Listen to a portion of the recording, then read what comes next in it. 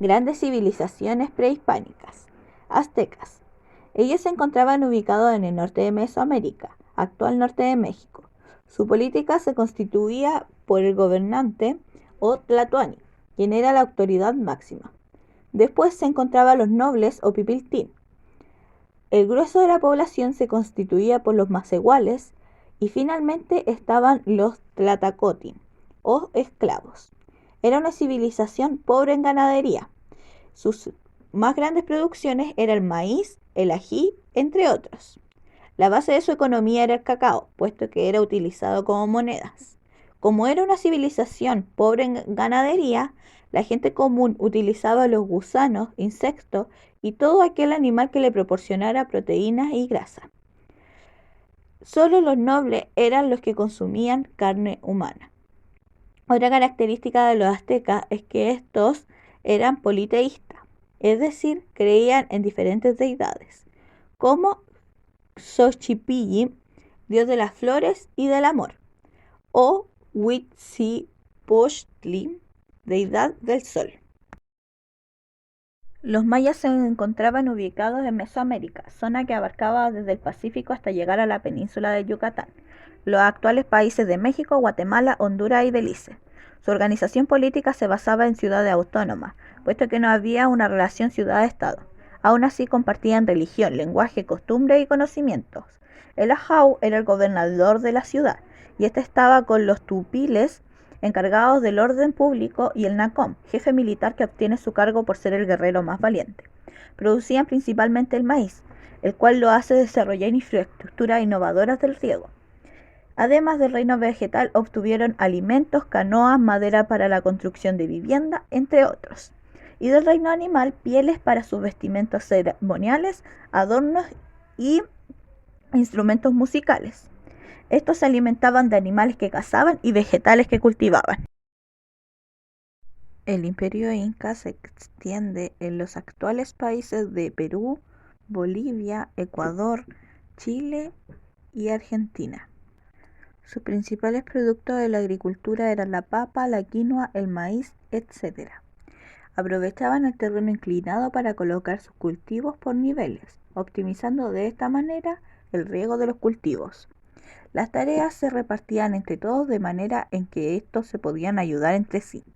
Los animales más relevantes fueron la llama y la alpaca, puesto que estos servían como transporte, alimento y fuente de lana. En cuanto al comercio, estos funcionaban mediante el trueque y se realizaban mediante la red de caminos del Inca, el que se conoce como el Camino del Inca.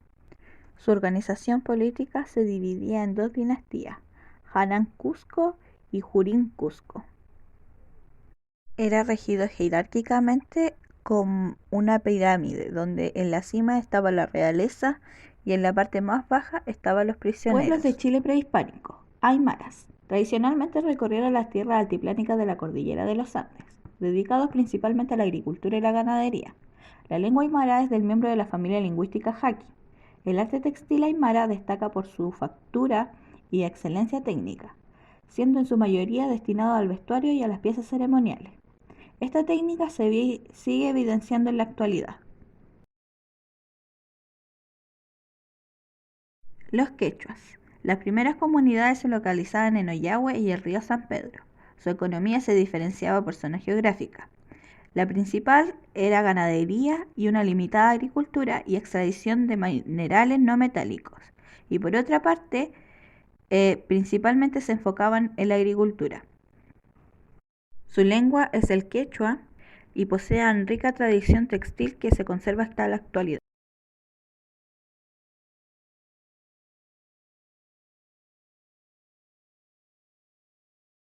Los atacameños se establecieron alrededor de las quebradas de la cordillera de Atacama. Esta geografía les permitió tener acceso a diferentes materiales. Se destacan por el arte de la cerámica y el textil.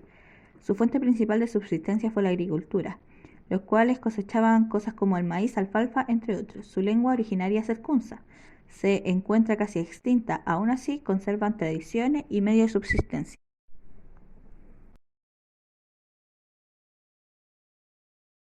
Los diaguitas se desarrollaron en el norte chico de Chile. Vivían de la agricultura y con su sistema de regadío les fue posible cosechar maíz, quinoa, poroto y zapallo.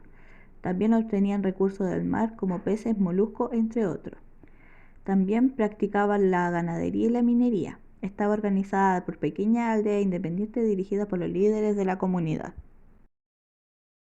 Los mapuches habitaban principalmente en la Araucanía. La lengua originaria es el mapudungún. En la actualidad está más bien extinta. No existe un sistema político mapuche como tal, sino que hay una comunidad que contiene diversos cargos, como el lonco, la machi, entre otros.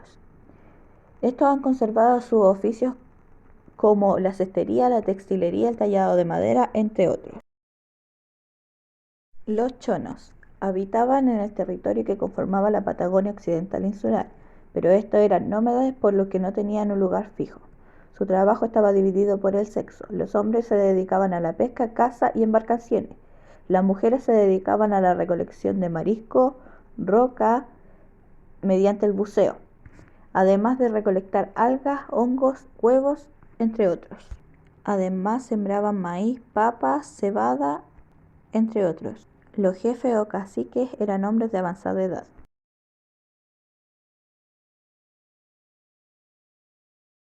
¿Cómo realizamos este video?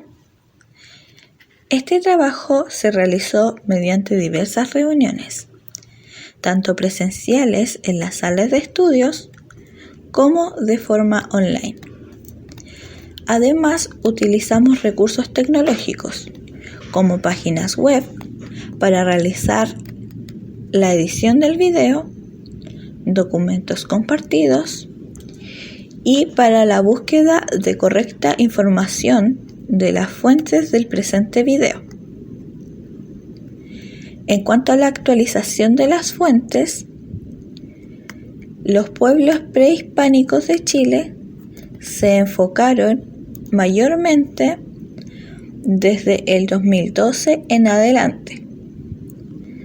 Sin embargo, dentro de las civilizaciones prehispánicas se utilizaron fuentes un poco más antiguas, como desde el 2006. Las fuentes son primarias, puesto que todas son mediante documento vía PDF o entrevistas, entre documentos que fueron preparados en sitio web como Google Escolar, Memoria Chilena, Biblioteca Digital Nacional Chilena, páginas web de YouTube como la CONADI Nacional, entre otras. Como grupo, preferimos el uso de estas fuentes, puesto que nos facilitó la comprensión, además de ser fuentes con información verídica y confiable.